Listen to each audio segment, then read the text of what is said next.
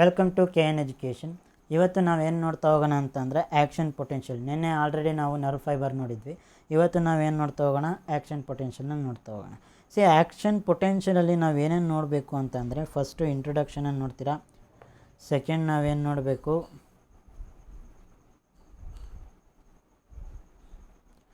Introduction.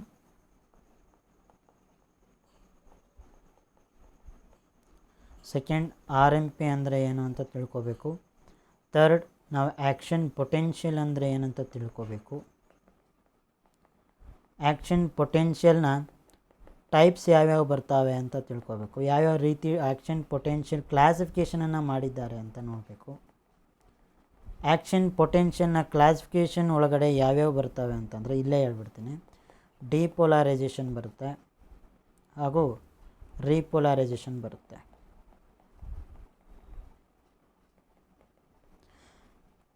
ಡಿಪೋಲಾರೈಸೇಷನ್ and ರೀಪೋಲಾರೈಸೇಷನ್ ಲಾಸ್ಟಿಗೆ ನಾನು columns ಮಾಡಿಬಿಟ್ಟು ನಿಮಗೆ ನೀಟಾಗಿ ಹೇಳ್ಕೊಡ್ತೀನಿ. ಕಾಲಮ್ಸ್ ಅಂದರೆ ನಿಮ್ಗೆ ಇವಾಗ ಅರ್ಥ ಆಗೋಲ್ಲ, ಲಾಸ್ಟಿಗೆ ಅರ್ಥ ಆಗುತ್ತೆ. ನೀವು ಎಂಡ್ ತಗೊಂಡು ನೋಡಿದ್ರೆ ಈ ಪೂರಾ ಆಬ್ಜೆಕ್ಟ್ಸ್ ಕೂಡ ನೀವೇನು ಮಾಡ್ಬೋದು, ಅಚೀವ್ ಮಾಡ್ಬೋದು. ನಿಮಗೆ ಈಸಿಯಾಗಿ ಹೇಳ್ಕೊಡ್ತೀನಿ. ಫಸ್ಟಿಗೆ ನಿಮಗೆ ಗೊತ್ತಾಗ್ತಾ ಇರಲ್ಲ, ಅಥವಾ ನಾನೇನು ಮಾಡಿದ್ದೀನಿ, ಇಂಗ್ಲೀಷಲ್ಲಿ ಫಸ್ಟ್ ಹಾಕಿದ್ದೀನಿ. ಹಾಗಾಗಿ ನಿಮ್ಗೇನಾಗ್ಬೋದು, ಅದೊಂದು ಸ್ವಲ್ಪ ಕಷ್ಟ ಆಗ್ಬೋದು. ನೀವು ಈ ವಿಡಿಯೋದಲ್ಲಿ ನಾನು ನಿಮಗೆ ಹೇಳ್ತಾ ಇರೋದೇನಂತಂದರೆ, ಈ ವಿಡಿಯೋ ನೀವು ಕರೆಕ್ಟಾಗಿ ನೋಡಿದ್ದೆ ಆದರೆ ಇಂಗ್ಲೀಷ್ ವಿಡಿಯೋದಲ್ಲಿ ನಾನು ಏನು ಹೇಳಿದ್ದೀನಿ ಅಂತ ನಿಮಗೆ ಪಕ್ಕ ನೀಟಾಗಿ ಅರ್ಥ ಆಗುತ್ತೆ. Right? So you will understand about these objectives. What are the contents are present in these objectives will see. Right? So firstly ನಾವೇನು ಮಾಡ್ತಾ ಹೋಗೋಣ, ಇಂಟ್ರೊಡಕ್ಷನ್ ಬಗ್ಗೆ ನಾವು ನೋಡ್ತಾ ಹೋಗೋಣ. ಇಂಟ್ರೊಡಕ್ಷನಲ್ಲಿ ಫಸ್ಟ್ ಏನು ಹೇಳಬೇಕು, ಅದು humans. Right? In the humans, what happens, there is a presence of 60% of the water in the body. ಮನುಷ್ಯನ ದೇಹದಲ್ಲಿ 60% ನೀರಿದೆ. ಆದರೆ ನೀರು ದೇಹದಲ್ಲಿದೆ ಅಂತಂದರೆ ಇಂಟ್ರಾಸೆಲ್ಯುಲರ್ ಫ್ಲೂಯಿಡ್ ಇದೆ ಮತ್ತು ಎಕ್ಸ್ಟ್ರಾಸೆಲ್ಯುಲರ್ ಫ್ಲೂಯಿಡ್ ಇದೆ. ನೀರು ಸೆಲ್ನ ಜೀವಕೋಶದ ಒಳಗಡೆ ಇರೋದನ್ನ ನಾವು ಇಂಟ್ರಾಸೆಲ್ಯುಲರ್ ಫ್ಲೂಯಿಡ್ ಅಂತೀವಿ. ನೀರು ಜೀವಕೋಶದ ಹೊರಗಡೆ ಇರ್ತಕ್ಕಂಥದ್ದನ್ನ ನಾವೇನಂತೀವಿ, ಎಕ್ಸ್ಟ್ರಾಸೆಲ್ಯುಲರ್ ಫ್ಲೂಯಿಡ್. RBC ಒಳಗಡೆ ಕೂಡ ನೀರಿದೆ, ಅದು ಒಂದು ಸೆಲ್ಲು. ಎಲ್ಲ ಸೆಲ್ ಒಳಗಡೆ ನೀರಿದೆ. ರೈಟ್? ಎಲ್ಲ ಜೀವಕೋಶದ ಒಳಗಡೆ ನೀರಿದೆ, ಇಂಟ್ರಾಸೆಲ್ಯುಲರ್ ಫ್ಲೂಯಿಡ್ ಮತ್ತು ಎಕ್ಸ್ಟ್ರಾಸೆಲ್ಯುಲರ್ ಫ್ಲೂಯಿಡ್. ಈ ಎಕ್ಸ್ಟ್ರಾಸೆಲ್ಯುಲರ್ ಫ್ಲೂಯಿಡಲ್ಲಿ ಅಂತರ ಅಂದರೆ ಎರಡು ಸೆಲ್ಗಳ ಮಧ್ಯದಲ್ಲಿರ್ತಕ್ಕಂಥ ಫ್ಲೂಯಿಡ್ನ ನಾವು ಇಂಟ್ರಾಸೆಲ್ಯುಲರ್ ಫ್ಲೂಯಿಡ್ ಅಂತೀವಿ. ಮತ್ತು ವ್ಯಾಸ್ಕ್ಯುಲರ್ ಅಂದರೆ ಬ್ಲಡ್ ವೆಜಲ್ ಮತ್ತು ಸೆಲ್ಸ್ ಮಧ್ಯದಲ್ಲಿರ್ತಕ್ಕಂಥದ್ದನ್ನ ನಾವು ಇಂಟರ್ಸ್ಟೀಷಿಯಲ್ ಅಂತ ಹೇಳ್ತೇವೆ. ಬ್ಲಡ್ ವೆಜಲ್ ಒಳಗಡೆ ಇರ್ತಕ್ಕಂಥ ಬ್ಲಡ್ ಪ್ಲಾಸ್ಮಾ ಮತ್ತು ಬ್ಲಡ್ ಸೆಲ್ಸ್, ಇದನ್ನು ನಾವೇನಂತ ಅಂತೇವೆ, ಇಂಟ್ರಾವಾಸ್ಕ್ಯುಲರ್ ಫ್ಲೂಯಿಡ್ ಅಂತ ಅಂತೇವೆ. ತಲೆಯಲ್ಲಿ ಕೂಡ ನಿಮಗೆ ಗೊತ್ತಿರೋ ಹಾಗೆ ಸ್ಪೈನಲ್ ಫ್ಲೂಯಿಡ್ ಏನಂತ ಕರಿತೇವೆ, ಸೆರೆಬ್ರೋ ಸ್ಪೈನಲ್ ಫ್ಲೂಯಿಡ್ ಅಂತ ಕರಿತೇವೆ. ಜ್ಞಾಪಕ ಇದೆಯಾ? CSF ಅಂತ. ರೈಟ್? ಸೊ ಇವೆಲ್ಲ ಇವೆಲ್ಲ ನೀರಿನ ಅಂಶಗಳು. 60%, 60% ಏನಿದೆ ನಮ್ಮಲ್ಲಿ ನೀರಿದೆ. ಅದರಲ್ಲಿ 60%ನ ನೀವು 100% ಆಗಿ ತೊಗೊಂಡ್ರೆ 70% ಇಂಟ್ರಾಸೆಲ್ಯುಲರ್ ಫ್ಲೂಯಿಡ್ ಆಗಿರುತ್ತೆ, 30% ಎಕ್ಸ್ಟ್ರಾಸೆಲ್ಯುಲರ್ ಫ್ಲೂಯಿಡ್ ಆಗಿರುತ್ತೆ. ಇಂಟ್ರಾಸೆಲ್ಯುಲರ್ ಫ್ಲೂಯಿಡಲ್ಲಿ 70% ಅಂದೆ, ಎಕ್ಸ್ಟ್ರಾಸೆಲ್ಯುಲರ್ ಫ್ಲೂಯಿಡಲ್ಲಿ 30% ಅಂತ ಅಂದೆ. Right? So coming to the next objective, that is ಯಾವುದು ನೆಕ್ಸ್ಟ್ ಏನು ನೋಡ್ತಾ ಹೋಗೋಣ ಅಂತಂದರೆ ಸೆಲ್. ಹಾಗಾದರೆ ಸೆಲ್ ಅಥವಾ ಆ್ಯಟಮ್ ಬಗ್ಗೆ ನಾವು ನೋಡ್ತಾ ಹೋಗೋಣ ರೀ. ಇದರಲ್ಲಿ ನೀವು ಜೀವಕೋಶ, right? So inside of the cell will be called as ICF.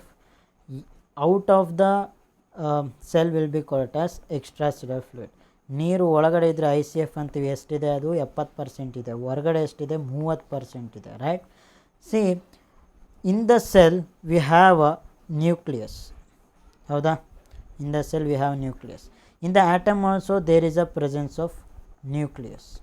But difference ಏನಪ್ಪ ಅಂತಂದರೆ, ಈ ನ್ಯೂಕ್ಲಿಯಸ್ಸು ಪ್ರೋಟೀನ್ ಸಿಂಥೆಸಿಸ್ಗೆ ಹೆಲ್ಪ್ ಮಾಡುತ್ತೆ ಮತ್ತು ಫಂಕ್ಷನಿಂಗ್ಗೆ ಹೆಲ್ಪ್ ಮಾಡುತ್ತೆ. Functioning of the cell, direction ಈ ಥರ ನೀನು ಮಾಡಬೇಕು, ಈ ಥರ ಬೆಳಿಬೇಕು. These are the characteristics you have to be grown to the cell.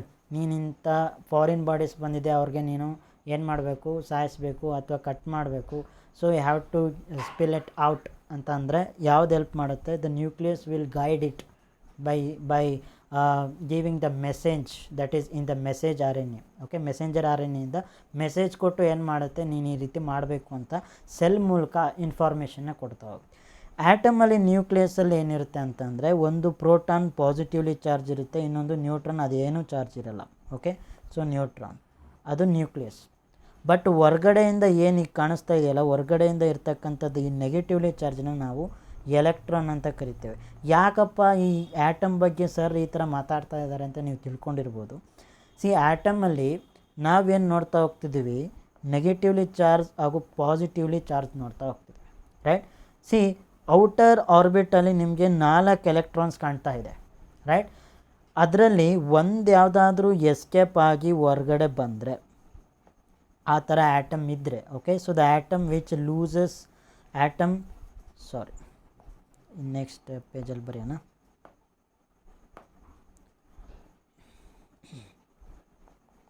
Atom which loses 1 electron,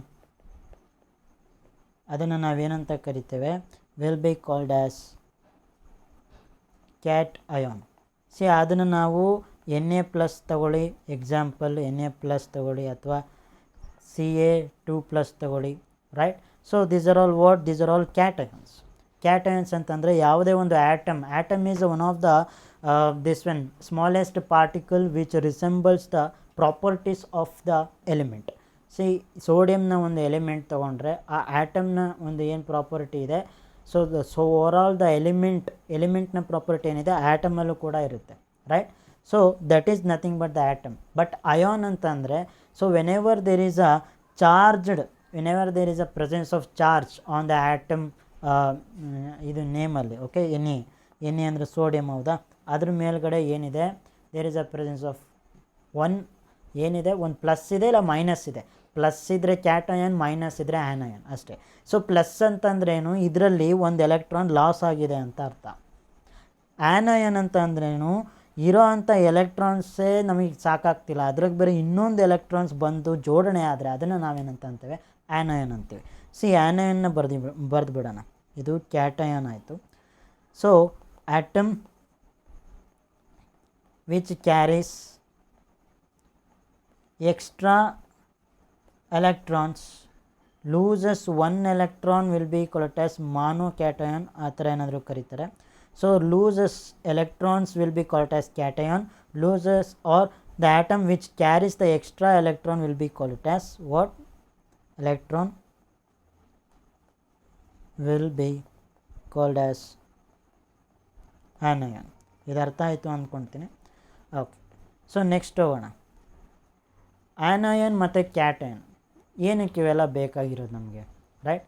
so ನಮಗೆ ಒಂದು ಯೂಸ್ ಇಲ್ದಲೆ ನಾನು ಯಾವುದೇ ರೀತಿಯಾದಂತಹ ಮಾತಾಡಲ್ಲ ಇಲ್ಲಿ, ರೈಟ್.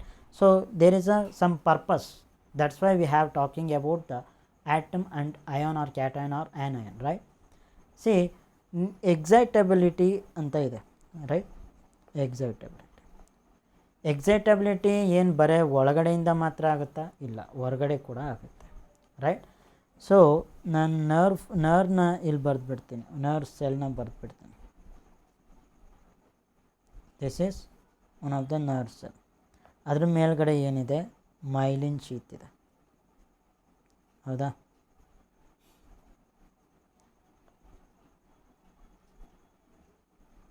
ಮೈಲಿನ್ ಶೀತ್ ಇದೆ. ನಾನು ನಿಮಗೆ ಹೇಳಿದ್ದೆ ನರ್ವ್ ಇಂಪಲ್ಸಸ್ ಏನಾಗಲ್ಲ, ಇದ್ರ ಮೈಲಿನ್ ಶೀತ್ ಒಳಗಡೆ ಹೋಗಲ್ಲ. Why? It will never, this myelin sheath never allows any ions inside. ಯಾವುದೇ ಅಯಾನ್ಸ್ ಆಯಿತು ಅದರ ಒಳಗಡೆ ಅದನ್ನು ತಗೊಳ್ಳಲ್ಲ, ಹಾಗಾಗಿ ಅಲ್ಲಿ ಕಂಡಕ್ಷನ್ ಆಗಲ್ಲ. ಕಂಡಕ್ಷನ್ ಏನು ಅಂತ ಹೇಳ್ತೀನಿ ಸದ್ಯದಲ್ಲಿ, okay. Nerve impulses jumps over the myelin sheath, but where it will goes, ಎಲ್ಲಿಗೆ ಹೋಗುತ್ತೆ ಅದು, ನೋಡ್ ಆಫ್ ರ್ಯಾನ್ವಿರ್ಗೆ ಹೋಗುತ್ತೆ, ಹೌದಾ. ನೋಡ್ ಆಫ್ ರ್ಯಾನ್ವಿರ್ಗೆ ಹೋಗುತ್ತೆ. ಫಸ್ಟ್ ಆಫ್ ಆಲ್ ನಿಮಗೆ ಸೆಲ್ ಒಳಗಡೆ ಈ ನರ್ವ್ ಫೈಬರ್ ಆದರೂ ತಗೊಳ್ಳಿ ಅಥವಾ ಮಸಲ್ ಫೈಬರಲ್ಲಾದರೂ ತಗೊಳ್ಳಿ. ನರ್ವ್ ಫೈಬರ್ ಮತ್ತು ಮಸಲ್ ಫೈಬರ್ ಒಳಗಡೆ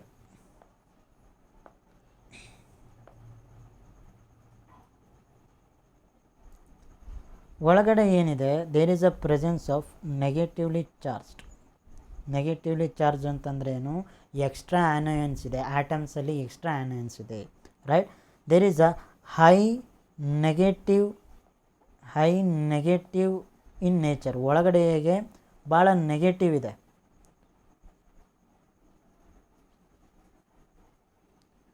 ನೆಗೆಟಿವ್ ಇನ್ ನೇಚರ್. ಹೊರಗಡೆ ಏನಿದೆ, ಪಾಸಿಟಿವ್ ಇದೆ. ಇವಾಗಿನ ಪ್ರಪಂಚನೇ ಹಾಗೆ ಅಲ್ವಾ, ಒಳಗಡೆ ಎಲ್ಲ ನೆಗೆಟಿವ್ ಇರುತ್ತೆ, ಹೊರಗಡೆ ಮಾತ್ರ ಪಾಸಿಟಿವ್ ಥರ ತೋರಿಸ್ಕೊಳ್ತಾರೆ.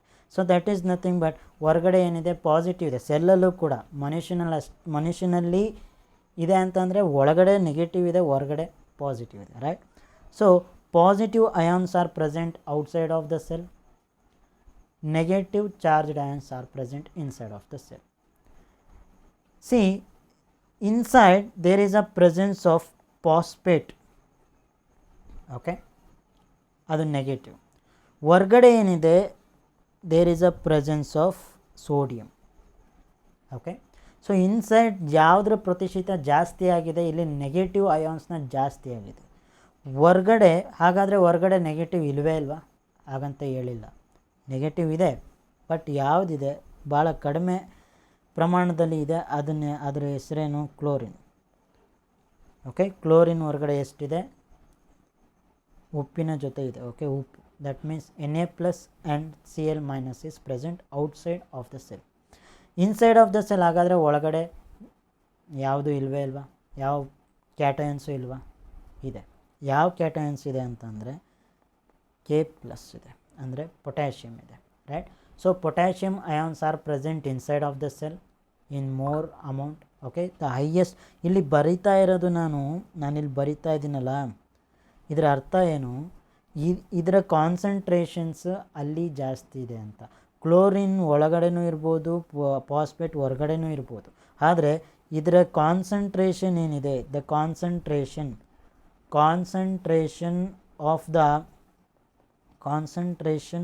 Of these mentioned ions are more.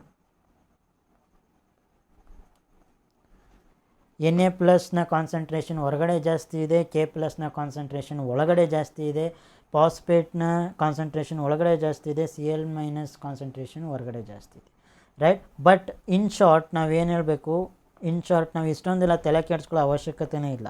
In short ನಾವೇನು ಹೇಳ್ಬೋದು, ಒಳಗಡೆ ನೆಗೆಟಿವ್ಲಿ ಚಾರ್ಜ್ ಜಾಸ್ತಿ ಇದೆ, ಹೊರಗಡೆ ಪಾಸಿಟಿವ್ ಜಾಸ್ತಿ ಇದೆ. ಸಿ ನರ್ವಲ್ಲಿ ಮತ್ತು ಮಸಲಲ್ಲಿ ಡಿಫ್ರೆನ್ಸ್, ಮಸಲ್ ಫೈಬರ್ ಹಾಗೂ ನರ್ವ್ ಫೈಬರ್. ನರ್ವ್ ಫೈಬರಲ್ಲಿ -70 ಮಿಲಿವೋಲ್ಟ್, ಮಸಲಲ್ಲಿ ಎಷ್ಟಿದೆ, ಮಸಲಲ್ಲಿ -90 ಮಿಲಿವೋಲ್ಟ್, ಓಕೆ, -90 ಮಿಲಿವೋಲ್ಟ್. ಈ ಮಿಲಿವೋಲ್ಟ್ ಅಂತ ಏನು ಬರ್ತದೆ, this one is nothing but potential difference. ಇದನ್ನೇನಂತ ಹೇಳ್ತೇವೆ ನಾವು, ಪೊಟೆನ್ಷಿಯಲ್ ಡಿಫ್ರೆನ್ಸ್. ನಿಮ್ಗೆ ಅರ್ಥ ಮಾಡಿಸ್ತೀನಿ, ಎಲ್ಲದನ್ನು ನಾನು ಅರ್ಥ ಮಾಡಿಸ್ತೀನಿ. ಯಾವುದೇ ರೀತಿಯಾದಂಥ ಡೌಟ್ಸ್ ಇರಬಾರ್ದು ನಿಮಗೆ, ಆ ಥರನೇ ಮಾಡೋದು.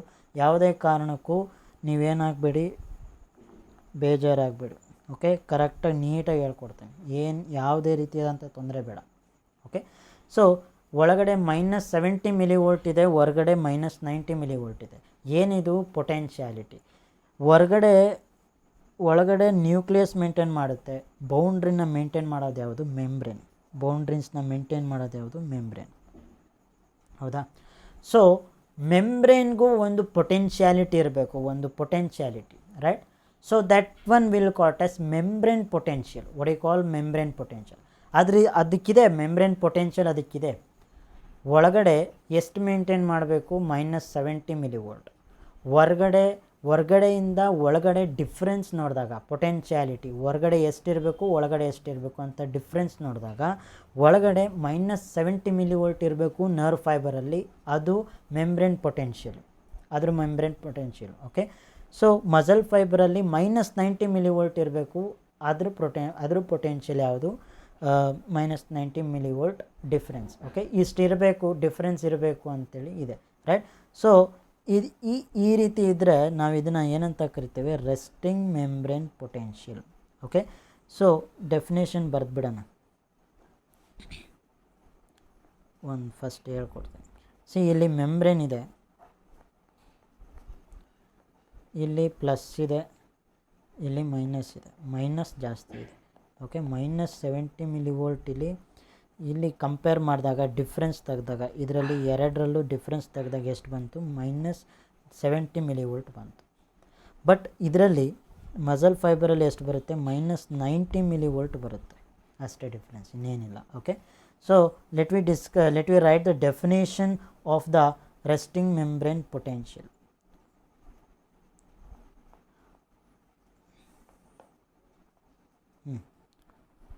RMP ಅಂದರೆ resting membrane potential.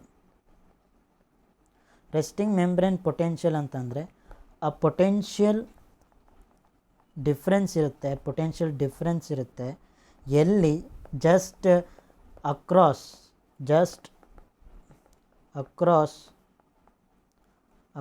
The cell membrane. ಯಾವುದರಲ್ಲಿ, ರೆಸ್ಟಿಂಗ್ ಸೆಲ್ಲಲ್ಲಿ ರೆಸ್ಟ್ ತಗೊಳ್ತಾ ಇದೆ, ಅದರಲ್ಲಿ ಯಾವುದೇ ರೀತಿಯಾದಂಥ ಆ್ಯಕ್ಟಿವಿಟಿ ಇನ್ನೂ ಬಂದಿಲ್ಲ, ಯಾವುದೇ ರೀತಿಯಾದಂಥ ಸ್ಟಿಮ್ಯುಲೇಷನ್ಸ್ ಬಂದಿಲ್ಲ, ಹಾಗಾಗಿ ಅದನ್ನು ರೆಸ್ಟ್ ಮಾಡ್ತಾ ಇರ್ತಕ್ಕಂಥ ಸಮಾಧಾನವಾಗಿರ್ತಕ್ಕಂಥ ಸೆಲ್, ರೈಟ್. ಸೊ ಸಮಾಧಾನವಾಗಿರ್ತಕ್ಕಂಥ ಯಾವುದೇ ರೀತಿಯಾದಂಥ ಸ್ಟಿಮ್ಯುಲೇಷನ್ ಬಂದಿಲ್ಲ, ಯಾರು ಬಂದು ನಿಮ್ಮ ಕಿವಿಗೆ ಹುಯಿ ಅಂತ ಎಂದಿಲ್ಲ, ಏನೂ ಅಂತ ಇಲ್ಲ. ಓಕೆನಾ, ಆ ಥರ ಥಿಂಕ್ ಮಾಡಿ, ರೈಟ್. ಸೊ ಬೈಯೋದೊಂದೇ ಅಲ್ಲ, ಹೊಡೆಯೋದು ಕೂಡ. Even that whatever the stimulus is there, that not only the mechanical, that may be the auditory also, right. So ಯಾರಾದರೂ ನೀವು ಕ್ಲಾಸ್ ಕೇಳ್ತಿರ್ಬೇಕಾದ್ರೆ ನೀವು ಸಡನ್ನಾಗಿ ನಿಮಗೆ ನಿದ್ದೆ ಬಂತು ಅಂತಂದರೆ ನಿಮ್ಮ ಟೀಚರ್ ಏನು ಮಾಡ್ತಾರೆ, ಏಯ್ ಕರೆಕ್ಟಾಗಿ ಕೂತ್ಕೋ, ಸ್ಟ್ರೈಟಾಗಿ ಕೂತ್ಕೋ ಅಂತ ಅಂತಾರಲ್ವ, ರೈಟ್. ಸೊ ಅವಾಗ ನಿಮ್ಗೆ ಏನಾಗುತ್ತೆ, ಅಲರ್ಟ್ನೆಸ್ ಫೀಲ್ ಆಗುತ್ತೆ. That is due to the vestibulo cochlear. ಪೋಸ್ಚರನ್ನು ಮೇಂಟೈನ್ ಮಾಡುತ್ತೆ, ತಿರ್ಗಿ ಆಮೇಲೆ ಕೋಆರ್ಡಿನೇಷನ್ನ ಮೇಂಟೈನ್ ಮಾಡುತ್ತೆ, ನೀಟಾಗಿ ಮೇಂಟೈನ್ ಮಾಡುತ್ತೆ. ಅದ್ರ ಬಗ್ಗೆ ಎಲ್ಲ ಮಾತಾಡ್ತಾ ಹೋಗೋಣ, ರೈಟ್. ಸೊ ನೀವೇನು ಮಾಡ್ತೀರಾ, ಅಲರ್ಟ್ ಆಗ್ತೀರಾ ಆವಾಗ, right. So alertness will be felt whenever you have some stimulus ಬಂತು. That might be the auditory stimulus or that might be the tactile stimulus, right. So ಮುಟ್ಟಿದಾದರೂ ಆಗಿರ್ಬೋದು, ಅಥವಾ ಯಾರಾದರೂ ಮಾತಾಡಿಸಿದ್ರಾದರೂ ಆಗಿರ್ಬೋದು, ರೈಟ್. ಸೊ ಅವಾಗ ಏನಾಗುತ್ತೆ, ನಿಮಗೆ ಸ್ಟಿಮ್ಯುಲಸ್ ಬರುತ್ತೆ. ಸ್ಟಿಮ್ಯುಲಸ್ ಬಂದ ತಕ್ಷಣ ದ ರಿಸೆಪ್ಟಾರ್ ಏನು ಮಾಡುತ್ತೆ, ತೊಗೊಳುತ್ತೆ ಅದನ್ನು. ಆ ಒಂದು ಸ್ಟಿಮ್ಯುಲಸ್ ಆ ಫ್ರೀಕ್ವೆನ್ಸಿಯಲ್ಲಿ ಏನು ಬಂತು, ಎಷ್ಟು ಫ್ರೀಕ್ವೆನ್ಸಿಯಲ್ಲಿ ನೀವು ಟಚ್ ಮಾಡಿದ್ರಿ, ಎಷ್ಟು ಫ್ರೀಕ್ವೆನ್ಸಿಯಲ್ಲಿ ನೀವು ಮಾತಾಡಿದ್ರಿ, ಅದ್ರ ಬೇಸಿಸ್ ಮೇಲೆ ಏನಾಗುತ್ತೆ, ರಿಸೆಪ್ಟರ್ ಎಲ್ಲದನ್ನು ರಿಸೀವ್ ಮಾಡ್ಕೊಳ್ಳುತ್ತೆ. ರಿಸೀವ್ ಮಾಡ್ಕೊಂಡ ತದನಂತರ ಏನು ಮಾಡುತ್ತೆ, ಅದನ್ನು ನರ್ವ್ಸ್ ಮೂಲಕ ಬ್ರೈನ್ಗೆ ಕಳಿಸುತ್ತೆ, ರೈಟ್. ಅದನ್ನೇ ನಾವು ನರ್ವ್ ಫೈಬರ್ ಅಂತ ಹೇಳಿದ್ವಿ, ರೈಟ್. ಸೊ ಈಗ ಸರ್ ಇದನ್ನೆಲ್ಲ ಏನಕ್ಕೆ ಕೇಳ್ತಿದ್ದೀರಾ, ರೆಸ್ಟಿಂಗ್ ಮೆಂಬ್ರೇನ್ ಪೊಟೆನ್ಷಿಯಲ್ಗೂ ಇದಕ್ಕೂ ಏನು ಸಂಬಂಧ, ರೈಟ್. ಸೊ ಯಾವಾಗ ಸ್ಟಿಮ್ಯುಲಸ್ ಬಂತು ಆವಾಗ ರೆಸ್ಟಿಂಗ್ ಮೆಂಬ್ರೇನ್, ರೆಸ್ಟಲ್ಲಿ ಇರ್ತಕ್ಕಂಥ ಸೆಲ್ಲೆಲ್ಲ ಏನಾಗ್ಬಿಟ್ವು, ಆ್ಯಕ್ಟಿವ್ ಆಗಿಬಿಟ್ವು, right. So the rest cell become the active due to the stimulus ಬಂದ ತಕ್ಷಣ ಸ್ವಲ್ಪ ಅಲರ್ಟ್ ಆದರು, ಆಮೇಲೆ ಕೆಲಸ ಮಾಡಲಿಕ್ಕೆ ಸ್ಟಾರ್ಟ್ ಮಾಡಿದ್ವಿ, ರೈಟ್. ಸೊ ಇಷ್ಟು ಅರ್ಥ ಆಗಿದ್ದರೆ ನಾನು ಮುಂದೆ ಹೋಗೋಣ, right. So you understood about the definition. Will go for next thing.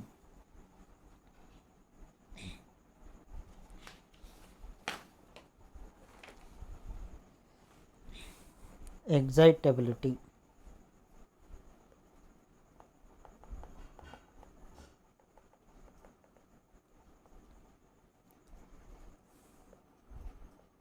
Excitability ಅಂತಂದ್ರೇನು, ಡೆಫಿನೇಷನ್ ಬರೀರಿ.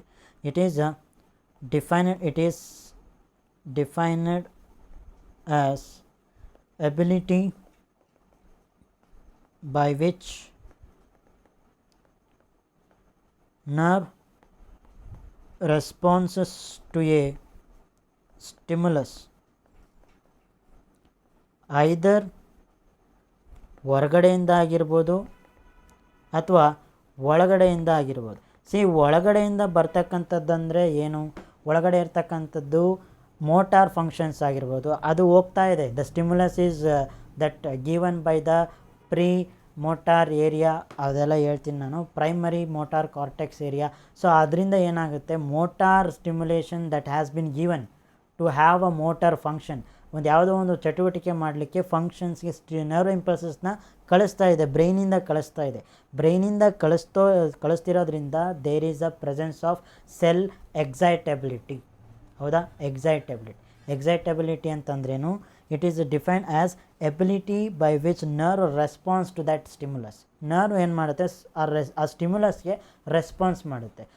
ಯಾವುದೋ ಒಂದು ಸ್ಟಿಮ್ಯುಲಸ್ ಬಂತು, ನಾನೇನು ಮಾಡಬೇಕು, ಇವಾಗ ಸ್ವಲ್ಪ ಆ್ಯಕ್ಟಿವ್ ಆಗಬೇಕು. ಆ್ಯಕ್ಟಿವ್ ಆಗಲಿಕ್ಕೆ ಏನು ಮಾಡುತ್ತೆ, ಅದರಲ್ಲಿ ಇರ್ತಕ್ಕಂಥ ಅಯಾನ್ಸ್ನ ಬದಲಾವಣೆ ಮಾಡ್ಕೊಳ್ಳುತ್ತೆ. ಅಯಾನ್ಸ್ನ ಬದಲಾವಣೆ, ಹೊರಗಡೆ ಇರ್ತಕ್ಕಂಥ ಸೆಲ್ಲು ಒಳಗಡೆ ಬರುತ್ತೆ, ಒಳಗಡೆ ಇರ್ತಕ್ಕಂಥ ಸೆಲ್ಲು ಹೊರಗಡೆ ಹೋಗುತ್ತೆ. So this is nothing but the active participation of the cell. ಇದು ಅರ್ಥ ಆಯಿತು ಅಂತ ತಿಳ್ಕೊಂಡು ಅದನ್ನೇ ನಾವೇನಂತ ಅಂತೇವೆ, ಎಕ್ಸೈಟೇಷನ್ ಅಂತ. ಎಕ್ಸೈಟೇಷನ್ ಆಯಿತು, ಇದು ಯಾವುದೇ ರೀತಿಯಾದಂತಹ ಏನೂ ರೆಸ್ಪಾನ್ಸ್ ಮಾಡ್ತಾ ಇಲ್ಲ, ಸುಮ್ಮನೆ ಇದೆ. So there is no response by the cell. So that will be said as there is a presence of period called refractory period. ಏನೋ ರಿಫ್ರ್ಯಾಕ್ಟ್ರಿ ಪೀರಿಯಡ್ ಇದೆ, ಹಾಗಾಗಿ ಏನಾಗ್ತಿಲ್ಲ, ಇಲ್ಲಿ ಸ್ಟಿಮ್ಯುಲೇಷನ್ ಆಗ್ತಾಯಿಲ್ಲ. ರಿಫ್ರ್ಯಾಕ್ಟ್ರಿ ಪೀರಿಯಡ್, ಇದನ್ನೆಲ್ಲನೂ ಕೂಡ ನಾನು ಹೇಳ್ತೀನಿ. ಫಸ್ಟ್ ಏನಾಯಿತು, ಸ್ಟಿಮ್ಯುಲಸ್ ಬಂತು, ಎಕ್ಸ್ಟರ್ನಲ್ ಆಗಿರ್ಬೋದು, ಇಂಟರ್ನಲ್ ಆಗಿರ್ಬೋದು, ಸ್ಟಿಮ್ಯುಲಸ್ ಬಂತು. ಸೊ ಬಂದಿದ್ದು ಏನಾಯಿತು, there is a presence of active participation by the cell. So that is nothing but what, that is nothing but the excitability property ಇದೆ ಯಾವುದಕ್ಕೆ, ನರ್ವ್ ಫೈಬರ್ಗೆ. ಇದು ಅರ್ಥ ಆಯ್ತಾ? ನೆಕ್ಸ್ಟ್ ಕಂಡಕ್ಷನ್ ಪ್ರಾಪರ್ಟಿ ಇರುತ್ತೆ. ತಿರ್ಗಾ ಇನ್ನೊಂದು ಯಾವುದು, ಕಂಡಕ್ಷನ್ ಪ್ರಾಪರ್ಟಿ. ಕಂಡಕ್ಷನ್ ಪ್ರಾಪರ್ಟಿ ಅಂತ ಅಂದರೆ ಆ ನರ್ವ್ ಫೈಬರ್ಗೆ ಟ್ರಾನ್ಸ್ಮಿಟ್ ಮಾಡಿರ್ತಕ್ಕಂತಹ ನರ್ವ್ ಇಂಪಲ್ಸ್ನ ತನ್ನ ಒಳಗಡೆ ತಗೊಳ್ಳೋ ಅಂಥ ಎಬಿಲಿಟಿ, ಕಂಡಕ್ಟಿವಿಟಿ ಅಂತ ಹೇಳ್ತೀವಿ, ರೈಟ್? ಸೊ ತನ್ನ ಒಳಗಡೆ ತಗೊಳ್ಳೋಕ್ಕಂಥ ಎಬಿಲಿಟಿನ ನಾವೇನಂತ ಅಂತೀವಿ, ಕಂಡಕ್ಟಿವಿಟಿ. ಮೈಲಿನ್ ಶೀತ್ ತಗೊಳ್ಳಲ್ಲ, ಕಂಡಕ್ಟಿವಿಟಿ ಅದರಲ್ಲಿ ಇರಲ್ಲ. ಯಾವುದರಲ್ಲಿ? Myelin sheath. ಕಂಡಕ್ಟಿವಿಟಿ ಅದರಲ್ಲಿ ಇಲ್ಲ ಅಂತಲೇ ಏನಾಗುತ್ತೆ, ಅದ್ರ ಒಳಗಡೆ ಹೋಗೋವಂಥ ಅವಶ್ಯಕತೆ ಇರಲ್ಲ, ಟೈಮ್ ವೇಸ್ಟ್ ಮಾಡೋ ಅವಶ್ಯಕತೆ ಇಲ್ಲ. ಏನಾಗುತ್ತೆ, ಅದು ಜಂಪ್ ಆಗುತ್ತೆ, ರೈಟ್? ಸೊ ಟೈಮ್ ವೇಸ್ಟ್ ಮಾಡೋ ಅವಶ್ಯಕತೆ ಇಲ್ಲ, ಜಂಪ್ ಆಗೋದ್ರಿಂದ ಏನಾಗುತ್ತೆ, ಅದು ನರ್ವ್ ಇಂಪಲ್ಸಸ್ನ ಬೇಗ ರೀಚ್ ಆಗುತ್ತೆ. ಯಾವ ಒಂದು ಫೆರಿಫೆರಲ್ ಎಫೆಕ್ಟರ್ ಆರ್ಗನ್ಗೆ ರೀಚ್ ಆಗಬೇಕು ಅಂತ ಇತ್ತು, ಆ ಒಂದು ಆರ್ಗನ್ಗೆ ಕರೆಕ್ಟಾಗಿ ಪರ್ಫೆಕ್ಟಾಗಿ ರೀಚ್ ಆಗುತ್ತೆ. ಅರ್ಥ ಆಯ್ತಲ್ಲ? Okay, will write the definition of the conductivity here.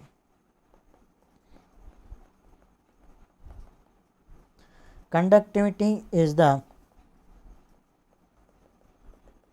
ability of nerve fiber to transmit impulse from the area of stimulation,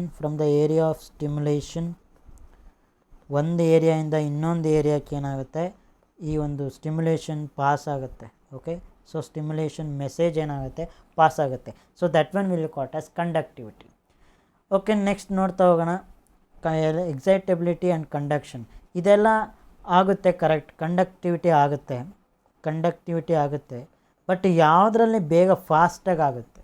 ನಿಮಗೆ ಗೊತ್ತಿರೋ ಹಾಗೆ ನಾನ್ ಮೈಲಿನೇಟೆಡ್ ಫೈಬರಲ್ಲಿ ಏನಾಗಲ್ಲ, ಕಂಡಕ್ಟಿವಿಟಿ ಫಾಸ್ಟ್ ಆಗಲ್ಲ, ಡಿಕ್ರೀಸ್ಡ್ ಕಂಡಕ್ಟಿವಿಟಿ. ಬಟ್ ಮೈಲಿನೇಟೆಡ್ ಫೈಬರಲ್ಲಿ ಏನಾಗುತ್ತೆ, ಇನ್ಕ್ರೀಸ್ಡ್ ಕಂಡಕ್ಟಿವಿಟಿ.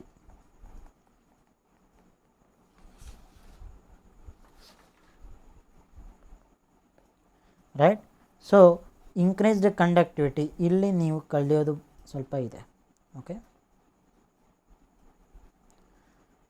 ರೆಸ್ಟಿಂಗ್ ಸೆಲ್ ಏನಾಗಬೇಕು, ಈ rest cell ಏನಾಗಬೇಕು, active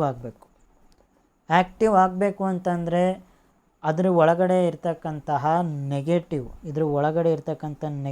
ions ಏನಾಗಬೇಕು, ಹೊರಗಡೆ ಬರಬೇಕು. ಹೌದಾ?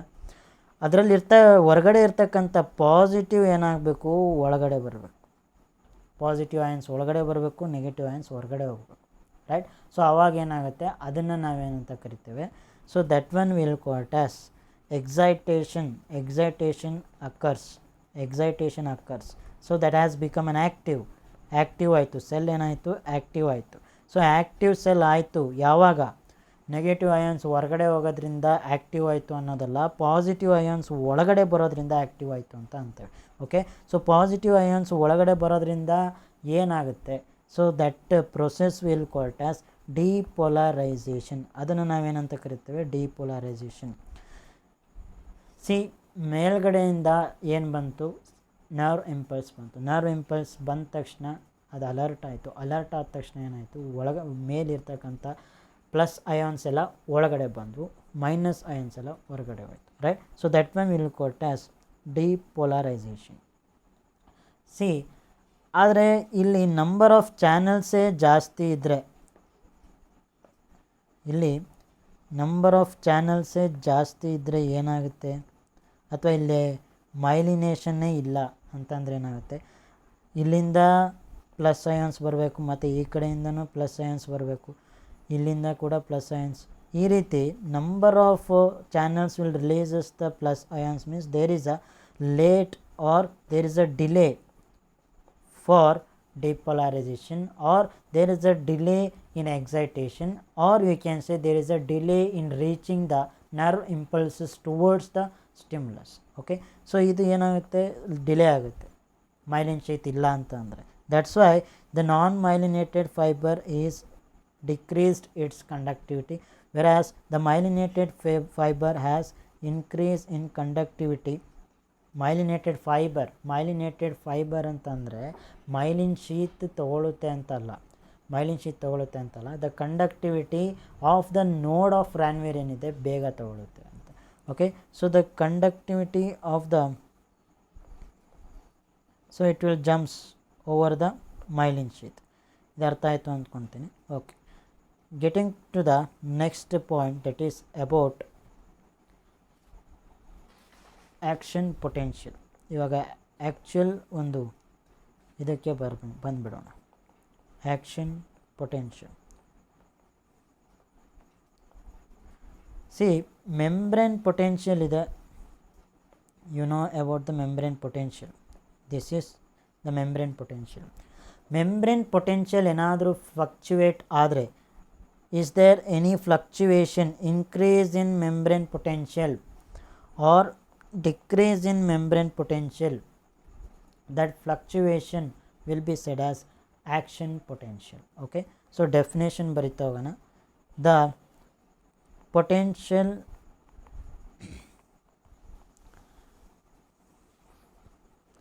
difference which develops when the cell is said to be active.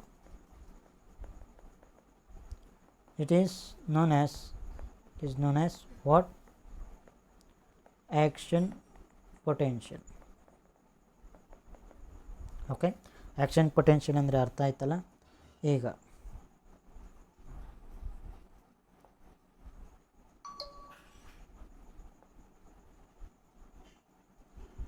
Okay, C, X ಆ್ಯಕ್ಸಿಸಲ್ಲಿ ನಾವೇನಂತ ತಿಳ್ಕೊಳ್ಳೋಣ, there is a presence of time milli ಸೆಕೆಂಡ್ಸಲ್ಲಿ ನೀವು ಹೇಳಿ. And here in the Y axis we can say there is a presence of potential difference ಇದೆ. So ಇದನ್ನು ನಾವು milli ವೋಲ್ಟಲ್ಲಿ ನಾವು ಏನು ಮಾಡಬೇಕು, ಡಿನೋಟ್ ಮಾಡಬೇಕು. ಪೊಟೆನ್ಷಿಯಲ್ ಡಿಫ್ರೆನ್ಸ್ನ ಮಿಲಿ ವೋಲ್ಟಲ್ಲಿ ಡಿನೋಟ್ ಮಾಡಿ, ಟೈಮ್ನ ಮಿಲಿ ಸೆಕೆಂಡ್ಸಲ್ಲಿ ಡಿನೋಟ್ ಮಾಡಬೇಕು. ಓಕೆನಾ. ಸಿ, ನರ್ವ್ ಸೆಲ್ಲಲ್ಲಿ ಏನಿದೆ, -70 ಮಿಲಿ ವೋಲ್ಟ್ ಇದೆ. ಇಲ್ಲಿ ಏನಿದೆ, there is no presence of any excitation. There is a presence of only resting cell. There is a presence of what? Resting cell. Rest ಇದೆ. ಎಷ್ಟು ಟೈಮ್ ಆದರೂ ಕೂಡ ಏನಿದೆ, ರೆಸ್ಟಲ್ಲಿದೆ. But when the stimulus occurs, what happens when there is a stimulus occurs? It will reaches to the some point, not fully excited. ಇಲ್ಲಿಂದ ಬಂದು straight excitation ಆಗಲ್ಲ. ಅದೇನಾಗುತ್ತೆ, ರೆಸ್ಟಿಂಗ್ ಸೆಲ್ಲಲ್ಲಿ ಇದ್ದಿದ್ದು ಏನಾಗುತ್ತೆ, ಸ್ಲೈಟಾಗಿ ಸ್ಟಿಮ್ಯುಲೇಟ್ ಆಗಿ ಏನಾಗುತ್ತೆ, ಪ್ಲಸ್ನ ಕಡೆ ಅಂದರೆ ಅಯಾನ್ಸ್ನ, ಇಲ್ಲಿ -70 ಮಿಲಿ ವೋಲ್ಟ್ ಅಂತ ಬರ್ತಿದ್ದೀನಿ, -55 ಮಿಲಿ ವೋಲ್ಟ್. ಓಕೆ, ಸೊ ಇದ್ರ ಪ್ರಕಾರ ಇಲ್ಲೇನಾಗಿದೆ, ದೇರ್ ಇಸ್ ಅ ಡಿಫ್ರೆನ್ಸ್ ಅಂತಂದರೆ -75ಇಂದ -55ಇಂದ -70 ಮಿಲಿವೋಲ್ಟ್ ಅಂದರೆ -15 ಮಿಲಿವೋಲ್ಟ್ ಡಿಫ್ರೆನ್ಸ್ ಇದೆ, right. How much difference? -15 millivolt difference ಇದೆ. 15 ಮಿಲಿವೋಲ್ಟ್ ಡಿಫ್ರೆನ್ಸ್ ಅಂತ ಅಂದರೆ ಏನರ್ಥ, ಒಳಗಡೆ ಇರ್ತಕ್ಕಂಥ -70 millivolt negative ions R excited so that it has been went through the membrane potential, went through or went out of the cell. Okay, ಹೊರಗಡೆ ಹೋಗಿರೋದ್ರಿಂದ ಅಂದರೆ ಎರಡು ರೀತಿ ಹೇಳ್ಬೋದು. ಒಂದು ಪ್ಲಸ್ ಕ್ಯಾಟಯಾನ್ಸ್ ಒಳಗಡೆ ಬಂತು, ಇಲ್ಲ ಆ್ಯನಾಯನ್ಸ್ ಹೊರಗಡೆ ಹೋಯಿತು, right. So here, so this one will called as, ಇದನ್ನು ನಾವೇನಂತ ಕರಿತೇವೆ ಸ್ಲೋ ಡಿಪೋಲರೈಸೇಷನ್. ಇದನ್ನು ನಾವೇನಂತ ಕರಿತೇವೆ ಸ್ಲೋ ಡಿಪೋಲರೈಸೇಷನ್. ಇದು ಏನಿದು, ಇದು ಸ್ಟಿಮ್ಯುಲಸ್. ಓಕೆ, ಸೊ ಅದು ಸ್ಟಿಮ್ಯುಲಸ್ಸು ಮತ್ತು ಇದೇನಿದು ಸ್ಲೋ ಡಿಪೋಲರೈಸೇಷನ್.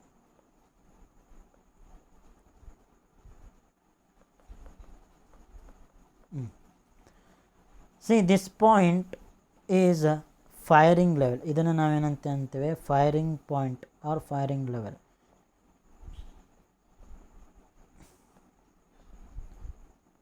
Okay, firing level. ಈ ಫೈರಿಂಗ್ ಲೆವೆಲಿಂದ ಏನಾಗುತ್ತೆ, ಅಲರ್ಟ್ನೆಸ್ ಆದ ತಕ್ಷಣ, ಫುಲ್ ಅಲರ್ಟ್ ಆದ ತಕ್ಷಣ ಏನಾಗುತ್ತೆ, ಪ್ಲಸ್ ಕಡೆ ರೀಚ್ ಆಗುತ್ತೆ. Okay, so here there is a presence of what you think this one is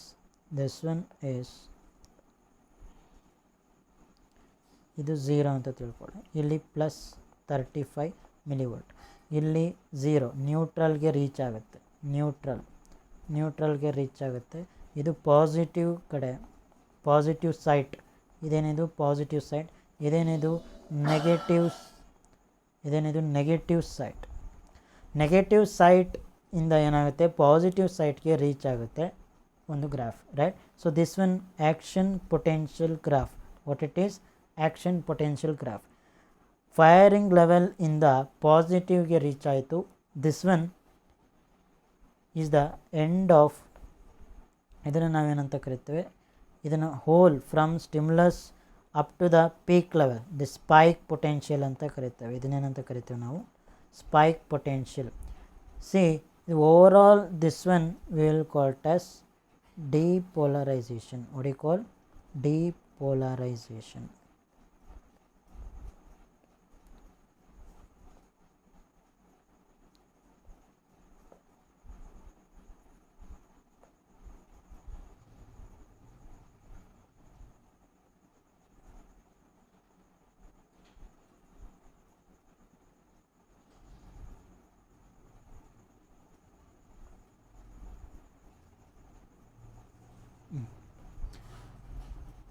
Right, so this one is slow depolarization, this one is stimulus, and this one is firing point. Firing level, right. So ಇದನ್ನು ನಾವೇನಂತ ಅಂತೇವೆ, ಇದನ್ನು first one ಅಂತ ಹೇಳಿ, ಇದು second one. ಇದನ್ನು ನಾವು rapid ಡಿಪೋಲರೈಸೇಷನ್ ಅಂತ ಹೇಳ್ಬೋದು. ಸ್ಲೋ ಆಗಾಯಿತು, ಟೈಮ್ನ ಒಂದು ರೀತಿಯಲ್ಲಿ, ಟೈಮ್ನ ಒಂದು ಜೊತೆಗೆ ಏನಾಯಿತು, ಸ್ಲೋ ಡಿಪೋಲರೈಸೇಷನ್ ಆಯಿತು.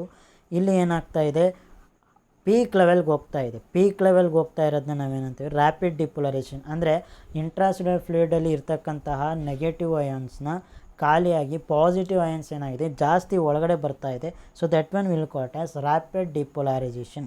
ಒಳಗಡೆ ಎಲ್ಲಿವರೆಗೂ ಮಿಲಿವೋಲ್ಟ್ ರೀಚ್ ಆಯಿತು, that one is +35 millivolt. So this one will be called as spike potential ಅಂತ ಅಂತೆ. And this is the end of the ಡಿಪೋಲರೈಸೇಷನ್. ಇಲ್ಲಿ ಮೂರನೇ ಅಂದರೆ ಈ 0 ಸೈಟ್, ನ್ಯೂಟ್ರಲ್ ಸೈಟ್ನ ಹೊರತುಪಡಿಸಿ ಮೇಲ್ಗಡೆ ಏನು ಬಂದಿದೆ, ಇದನ್ನು ನಾವೇನಂತ ಕರಿತೇವೆ ರಿವರ್ಸಲ್ ಆಫ್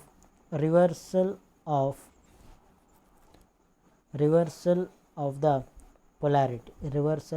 ಪೊಲಾರಿಟಿ. ಅಂತ ಕರೀತೇವೆ. Okay, reversal of the polarity. First one we have seen the slow depolarization, second one we have seen the rapid depolarization, third one we have seen the reversal of the polarity. Next ಏನಾಗುತ್ತೆ, ಇಲ್ಲಿಂದ ಏನಾಗುತ್ತೆ ಮತ್ತೆ ಕೆಳಗಡೆ ಬರುತ್ತೆ. Next ಇದರಲ್ಲಿ ಬರೆಯೋಣ. ನಾವು ಎಲ್ಲಿವರೆಗೂ ನೋಡಿದ್ದೀವಿ, first will write that one. ನೀವು ಇದನ್ನು ಭಾಳ ಸಮಾಧಾನವಾಗಿ ನೋಡಬೇಕು. ತಲೆ ಕೆಡಿಸ್ಕೊಂಡು ಇಲ್ಲ ನನಗೆ ಇದು ಅರ್ಥ ಆಗ್ತಿಲ್ಲ ಅಂತೇಳಿ ಇದು ಮಾಡ್ಕೊಳಕ್ಕೆ ಹೋಗ್ಬೇಡಿ. ಅರ್ಥ ಆಗಿಲ್ಲ ಅಂತಂದರೆ ಇನ್ನೊಂದು ಸಲ ಹಿಂದೆ ಓಡಿಸಿ ನೀಟಾಗಿ ನೋಡ್ಕೊಳ್ಳಿ. ಅರ್ಥ ಆಗಬೇಕು, ಅದು ನಿಮ್ಗೆ ಅರ್ಥ ಆಗಬೇಕು ಅಂತಲೇ ನಾನು ನೀಟಾಗಿ ಮೆಲ್ಲಕ್ಕೆ ಮಾಡ್ತಾಯಿದ್ದೀನಿ. ಯಾವುದೇ ರೀತಿ ನಾನು ಸ್ಪೀಡಲ್ಲಿ ಏನು ಮಾಡ್ತಾಯಿಲ್ಲ, right.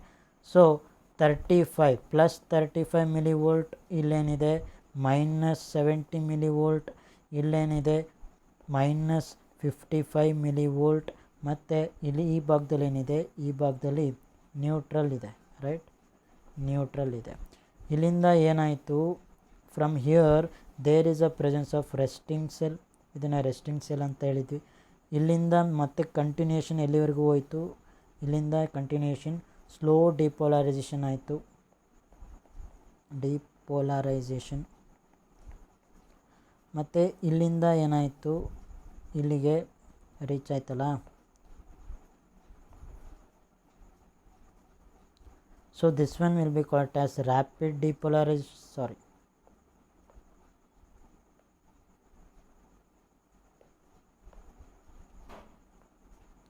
this one will be called as rapid depolarization, and this one will be called as reversal of polarity. Now it has to come back from the spike level to where, from the spike level to the negative side. Okay, so this one will be called as repolarization. Okay, repolarization. ಈ graph ಏನಾಯಿತು, ಮತ್ತೆ back side ಬಂತು. ಅದನ್ನು ನಾನು ನಿಮಗೆ ನೀಟಾಗಿ ಇಲ್ಲಿ ಬರೆದು ಹೇಳ್ತೀನಿ.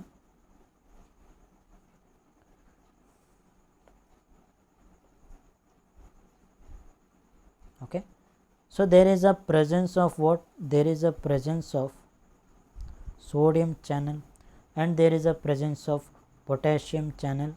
Okay, and here there is a presence of what, Na plus, and here there is a presence of what, K plus. Depolarization alli ಏನಾಗುತ್ತೆ, depolarization, in depolarization opening of sodium channel, opening of sodium channel plus closure of potassium channel. It begins with the opening of the sodium channel, closure of the potassium channel. This one is nothing but depolarization. Repolarization anta andre, repolarization, it begins with opening of potassium channel and closing of sodium channel.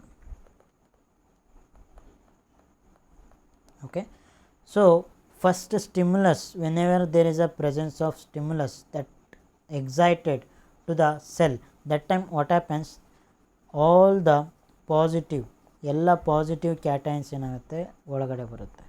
Okay, ಒಳಗಡೆ ಬಂದಾಗ ಏನಾಗುತ್ತೆ, this one will become depolarized, this one is become depolarized. ಫಸ್ಟಿಗೆ ಏನಾಗುತ್ತೆ, ಮೆಲ್ಲಕ್ಕೆ ಬರುತ್ತಲ್ಲ, ಅದನ್ನು ನಾವು slow depolarization ಅಂತೇವೆ. ಬಟ್ ರ್ಯಾಪಿಡ್ ಡಿಪೋಲರೈಸೇಷನ್ ಏನಿದೆ, ಇದರ 5000 times increases the entrance of the positive ions inside the cell, that is by the sodium ions, from the sodium cations, right. So potassium ions ಹೊರಗಡೆ ಹೋಗುತ್ತೆ ಯಾವಾಗ, after end of depolarization, after end of the depolarization positive ions get out of the cell, so that one will be called as repolarization. Okay, and ಇನ್ನೊಂದು ನಿಮಗೆ important ಹೇಳಬೇಕು ಅಂತಂದರೆ, myelinated nerve fibre ಮತ್ತು ನಾನ್ myelinated nerve ಫೈಬರಲ್ಲಿ ಎರಡರಲ್ಲೂ ಕೂಡ ಏನಾಗುತ್ತೆ, nerve impulses ಏನಾಗುತ್ತೆ, conduction ಆಗುತ್ತೆ, ಹೌದಾ. But non myelinated myelinated nerve ಫೈಬರ್ಗೂ ಮತ್ತು ಮೈಲಿನೇಟೆಡ್ ನರ್ವ್ ಫೈಬರ್ಗೂ ಡಿಫ್ರೆನ್ಸ್ ಆಫ್ ದ ಸ್ಪೀಡ್ ಅಂತಂದರೆ 50 times more than non myelinated nerve fibre. Non myelinated nerve ಫೈಬರ್ನ 50ರಷ್ಟು ಜಾಸ್ತಿ ಯಾವುದಾಗುತ್ತೆ, ಮೈಲಿನೇಟೆಡ್ ನರ್ವ್ ಫೈಬರ್ ಮೂವ್ ಆಗುತ್ತೆ. So this one will be said as what the faster conduction by the myelinated nerve fiber, right? So myelinated nerve fiber ಏನಿದೆ ಹಾಗಾದರೆ ಜಾಸ್ತಿ more conductions is there.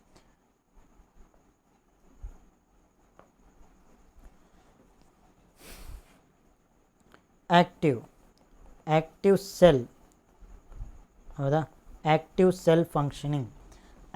Cell functioning ಅಂತ ನಾವು ಯಾವಾಗ ಹೇಳ್ತೇವೆ, whenever there is a presence of normal depolarization and whenever there is a presence of normal repolarization. Normal ಆಗಿದ್ದರೆ that one will called as active cell. But active ಸೆಲ್ಲೇ ಏನಾದರೂ problem ಇದ್ದರೆ, so that one we have to see whether the active cell is in normal or abnormal. Normal ಇದ್ದರೆ ಏನು treatment ಆಯಿತು, ಏನು normal ಇರೋರಿಗೆ ಏನು ಮಾಡೋ ಅವಶ್ಯಕತೆ ಇಲ್ಲ. ಅಬ್ನಾರ್ಮಲ್ ಇದ್ದರೆ ಏನು ಮಾಡಬೇಕಾಗುತ್ತೆ, ಡಯಾಗ್ನೋಸಿಸ್ ಮಾಡಬೇಕಾಗುತ್ತೆ. ಅಬ್ನಾರ್ಮಲ್ ಇರೋರಿಗೆ ಡಯಾಗ್ನೋಸಿಸ್ ಮಾಡಬೇಕು ಅಂತಂದರೆ ನಿಮಗೆ ಯಾವ ಥರ ಗೊತ್ತಾಯಿತು ಅವರು ಅಬ್ನಾರ್ಮಲ್ ಇದ್ದಾರೆ ಅಂತ? ಅಬ್ನಾರ್ಮಲ್ ಇದ್ದಾರೆ ಅಂತಂದರೆ ಅವ್ರೇನು ಶೋ ಮಾಡ್ತಾರೆ, ಸೈನ್ಸ್ ಆ್ಯಂಡ್ ಸಿಮ್ಟಮ್ಸ್ನ ಶೋ ಮಾಡ್ತಾರೆ, ರೈಟ್? ಸೈನ್ಸ್ ಆ್ಯಂಡ್ ಸಿಮ್ಟಮ್ಸ್ ಯಾವ ಥರ, ಪ್ಯಾಲ್ಪಿಟೇಷನ್ ಆಗಿರ್ಬೋದು, ಓಕೆ, ಪ್ಯಾಲ್ಪಿಟೇಷನ್ ಆಗಿರ್ಬೋದು, ಅಥವಾ ಹೈಪರ್ ಆ್ಯಕ್ಟಿವಿಟಿ ಆಗಿರ್ಬೋದು,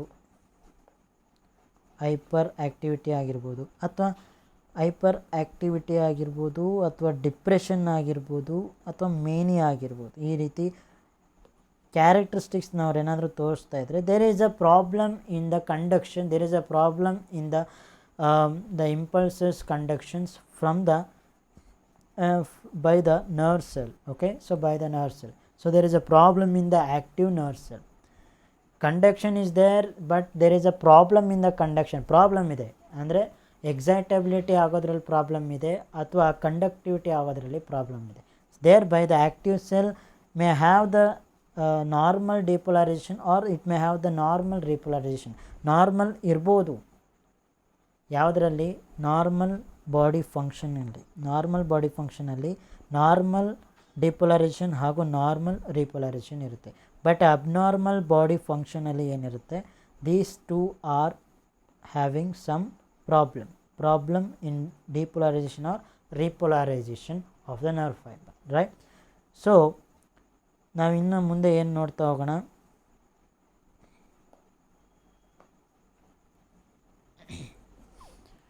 ಸೊ ದೇರ್ ಬೈ ಅಬ್ನಾರ್ಮಲ್ ಇದ್ದರೆ ಏನು ಮಾಡಬೇಕಾಗುತ್ತೆ, whenever there is a abnormal functioning of the nerve ಕಂಡಕ್ಷನಲ್ಲಿ ಏನಾದರೂ ಅಬ್ನಾರ್ಮಲ್ ಇದ್ದರೆ ಏನು ಮಾಡಬೇಕಾಗುತ್ತೆ, we need to do the diagnosis. What you have to do, we have to do the diagnosis ಮಾಡಬೇಕಾಗುತ್ತೆ. Diagnosis ಅಂತ ಅಂದರೆ see the nerve impulses action potential ಇದೇನಿದು, this one is nerve impulses that are present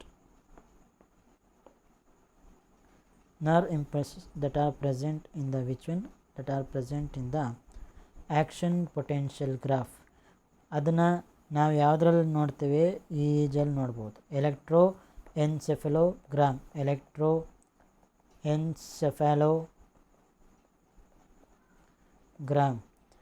ನಾವು E C ಜಿಯಲ್ಲಿ ನೋಡಿದರೆ okay PQRST E C ಜಿಯಲ್ಲಿ ನೋಡಿದ್ರೆ ಅದನ್ನು ನಾವೇನಂತ ಕರಿತೇವೆ, ಎಕೋಕಾರ್ಡಿಯೋಗ್ರಾಮ್. ಏನಂತ ಹೇಳ್ತೇವೆ, ಎಕೋಕಾರ್ಡಿಯೋಗ್ರಾಮ್ ಅಂತ ಹೇಳ್ತೇವೆ, ಓಕೆ? ಅಥವಾ ನಾವು ರೆಟಿನಾದಲ್ಲಿ ನೋಡಿದರೆ, ರೆಟಿನಾದಲ್ಲಿ ಸಂವಾಟ್ ಈ ಥರ ಬರುತ್ತೆ, ಅದನ್ನು ಆಯಾ ಜಾಗದಲ್ಲೇ ನಾವು ಮಾಡೋಣ, ಓಕೆ? ಎಲೆಕ್ಟ್ರೋ ರೆಟಿನೋಗ್ರಾಮ್. ಅಥವಾ ಮಸಲ್ಸಲ್ಲಿ ಏನಾದರೂ ಪ್ರಾಬ್ಲಮ್ ಇದ್ದರೆ ಅದನ್ನು ನಾವೇನಂತ ಕರಿತೇವೆ, ಎಲೆಕ್ಟ್ರೋಮಯೋಗ್ರಾಮ್, okay? ERG EMG. You understood this one?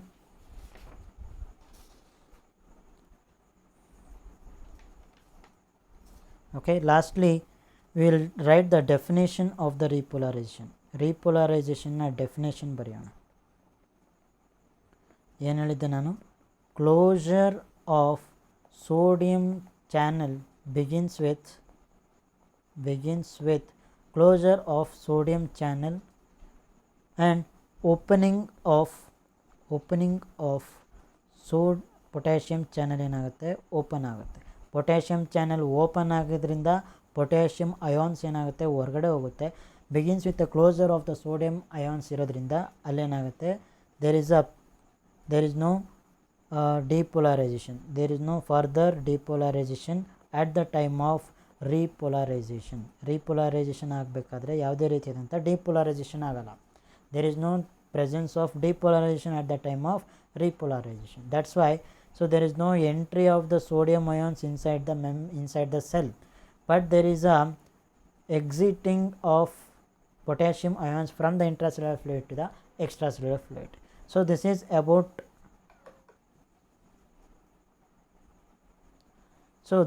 about what? This is about the action potential. Lastly, we will conclude this one with a diagram, that is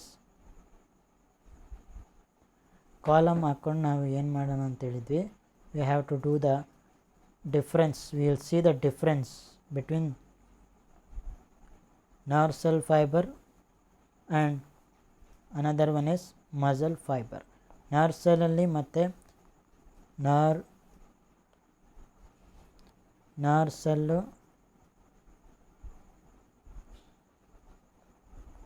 cell ಹಾಗೆ nerve cell or fiber, muscle fiber ಅಲ್ಲಿ ಮತ್ತು nerve cell fiber ಅಲ್ಲಿ ನೋಡ್ತಾ ಹೋಗೋಣ. ಏನನ್ನು ನೋಡ್ತಾ ಹೋಗೋಣ? Resting membrane ಪೊಟೆನ್ಷಿಯಲ್ನ ನೋಡ್ತಾ ಹೋಗೋಣ. ನೆಕ್ಸ್ಟ್ ಇನ್ನೇನು ನೋಡ್ತಾ ಹೋಗೋಣ? ಫೈರಿಂಗ್ ಲೆವೆಲ್ ಅಥವಾ ಥ್ರೆಶೋಲ್ಡ್ ಲೆವೆಲ್ನ ನೋಡ್ತಾ ಹೋಗೋಣ. ಫೈರಿಂಗ್ ಲೆವೆಲ್ ಎಷ್ಟು ಇರುತ್ತೆ, ಥ್ರೆಶೋಲ್ಡ್ ಲೆವೆಲ್ ಎಷ್ಟಿರುತ್ತೆ ಅಂತ ನೋಡ್ತಾ ಹೋಗೋಣ.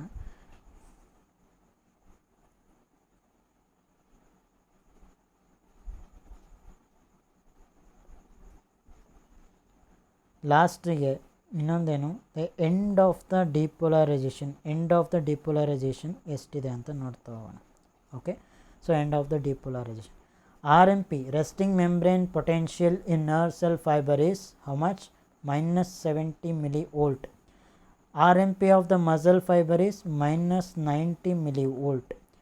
Firing threshold level in the nerve cell is minus 55 millivolt, whereas muscle fiber threshold level is minus 15 ಮಾಡಿ ಡಿಫ್ರೆನ್ಸ್ನ minus 75 millivolt.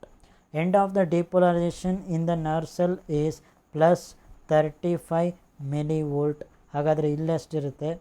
That is plus 15 millivolt. Okay, so hereby we are concluding our action potential here. Thank you for watching this video. We'll meet in the next video.